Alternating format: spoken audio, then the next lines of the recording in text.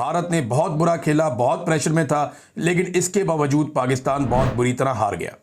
यही हारिस रऊफ था, ये जो बॉलर है, इसी ने विराट कोहली से छक्के खाए थे पहले और पाकिस्तान को पहले भी मैच हरवा दिया था। और अब इसी हारिस रऊफ ने दोबारा रात को फिर मैच हरवा दिया।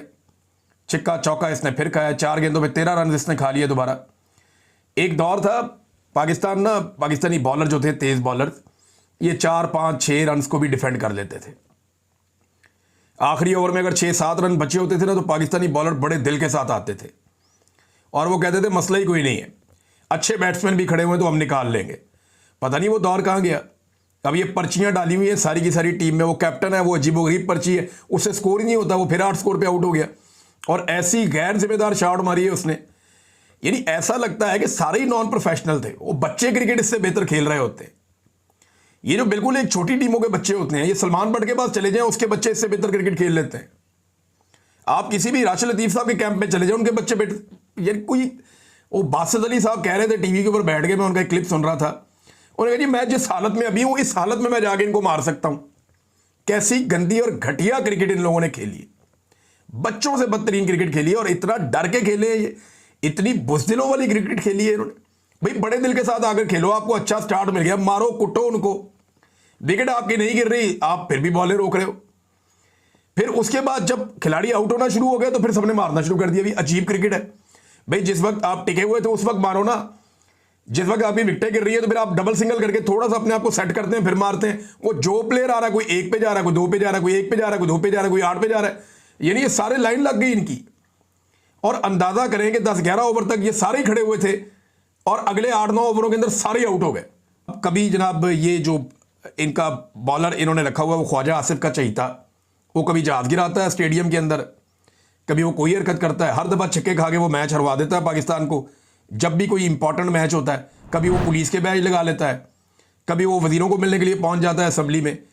यानी मेरी समझ से बाहर है कि ये क्रिकेट के अंदर ये बंदा सियासत कर रहा है ना, और फिर अजीबोगरीब किस्म के ट्वीट भी करता है, लोगों के ऊपर इल्जाम भी लगाता है, और बिला वजह की एग्रेशन है। टके की गेम नहीं है, बिला वजह की एग्रेशन है कि जनाब मैं बहुत बड़ा प्लेयर हूं। कोई खाना खराब ये कैसी प्लेयर है तुम्हारी, तुम जब भी इंडिया के सामने आते हो तुम्हारी मुंह तुम्हारा उतर जाता है, टांगे तुम्हारी कांपना शुरू हो जाती हैं। ये ग्राउंड में एक्शन नहीं लगाने, जहाज जो है वो एयरफोर्स गिरा लेगी, तुम्हें ग्राउंड में भेजा खेलने के लिए, ये ड्रामे करने के लिए नहीं भेजा। अगर ग्राउंड में ड्रामे करने होते तो चाहत फतेह अली खान साहब को भेज देते हम कि जाए जरा इनका जाके चेता लगाएं, या 4 कॉमेडियन पाकिस्तान से उठा के उन्हें कहते जाओ जाके इंडिया का चेता लगाओ, वहां पे वो लगा देते। आपको चेता लगाने नहीं भेजा था, आपको क्रिकेट खेलने भेजा था। जलील करवा के रख दिया पाकिस्तानी क्रिकेट टीम को पूरी दुनिया के अंदर, पूरा पाकिस्तान इसके साथ जुड़ा हुआ होता है। इनको फिटे मुंह से ज्यादा बंदा कुछ और कह भी नहीं सकता जो इन्होंने हालत की हुई है। अंदर से तो बड़ी बड़ी बातें निकल रही हैं, लेकिन मैं कंट्रोल कर रहा हूं। इन्होंने पूरी पाकिस्तानी कौम का इन्होंने दिल तोड़ा बेशर्मों ने। और मोहसिन नकवी ऐसा चौड़ा होकर बैठा हुआ पीसीबी के ऊपर। जब पाकिस्तान में दहशतगर्दी होती है, हालात खराब होते हैं, तो ये चेयरमैन पीसीबी बन जाता है। जब पाकिस्तान टीम मैच हार जाती है, पाकिस्तानी टीम का बेड़ा गर्क हो जाता है, ये जाके वजीर दाखिला बन जाता है। इसको जनाब सिर्फ इसलिए कि जनाब इसके आर्मी चीफ से ताल्लुकात बहुत अच्छे हैं, 2-2 ओहदे लिए वो एंजॉय कर रहा है, किसी पार्टी का हिस्सा भी नहीं है। क्रिकेट में तुमने बेड़ा गर्क कर दिया, मईशत में तुमने बेड़ा गर्क कर दिया, तालीम का तुमने बेड़ा गर्क कर दिया, हेल्थ का तुमने बेड़ा गर्क कर दिया। पाकिस्तान छोड़ छोड़ के जा रहे हैं, सरमायाकारी पाकिस्तान में आ नहीं रही। आईटी का तुमने बेड़ा गर्क कर दिया, पाकिस्तान के अंदर इंटरनेट बंद करके रख दिया, इंसानी हकूक की पामालियों के तुमने रिकॉर्ड लगा, हर चीज बर्बाद करके सिर्फ एक चीज है तुम्हारे पास कि एयरफोर्स ने इंडिया की तैयारी गिरा दी। वो भी बड़ी अच्छी बात है, हमने भी सेलिब्रेट किया, हम बड़े खुश हैं उस बात पे, लेकिन कोई औरतें कम कर लो for god sake. Mohsin Naqvi ने पाकिस्तानी क्रिकेट का बेड़ा गर्क करके रख दिया और ये इस्तीफा नहीं देगा, ये पीसीबी नहीं छोड़ेगा, क्योंकि इसके आर्मी चीफ के साथ ताल्लुकात हैं और इन्हीं ताल्लुकात की बुनियाद के ऊपर ये इस ओहदे के ऊपर अभी तक टिका हुआ है और ये आइंदा भी टिका रहेगा। रहता है उसके अंदर कैप्टनसी वाली बात ही कोई नहीं है। उठा के इतना लेजेंड क्रिकेटर है बाबर आजम, उसको बाहर बैठा दिया, वो वर्ल्ड क्लास बैट्समैन को बाहर बैठा दिया, सिर्फ अपनी जाती अना के चक्कर में मैंने अपने बंदे एडजस्ट करने, कर लो एडजस्ट। ये पर्चियां खिला के इन्होंने पाकिस्तान का बेड़ा गर्क किया, वहां कैच छोड़ दिया उसने पकड़ के, 51 के ऊपर एक कैच छोड़ा, वो खिलाड़ी 77 तक लेकर गया। और T20 में इतना बहुत होता है, छिक्के मारे उसके बाद उसने। ये इनके हालात हैं।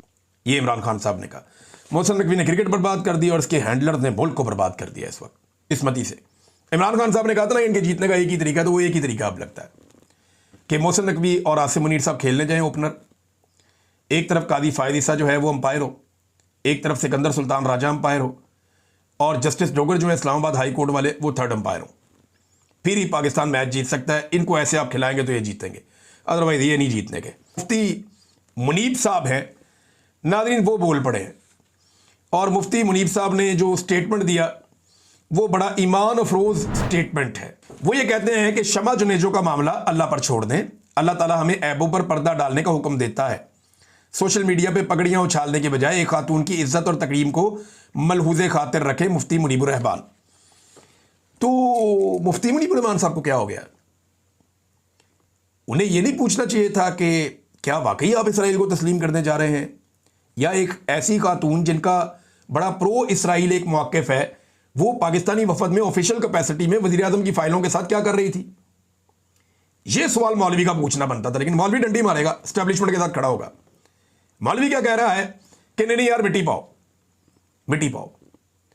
यानी अगर कोई ऐसा बंदा इमरान खान के करीब से भी गुजर जाता जिसने जिंदगी में किसी इसराइली के करीब से गुजरा हुआ होता तो इन्होंने जनाब जमीन आसमान के कलाबे मिला देने थे। लेकिन यहां पे एक खातून बरमला कहती रही कि मैं इसराइल को तस्लीम करना चाहती हूं और उनकी राय है, देखिए मैं उसका एहतराम करता हूं।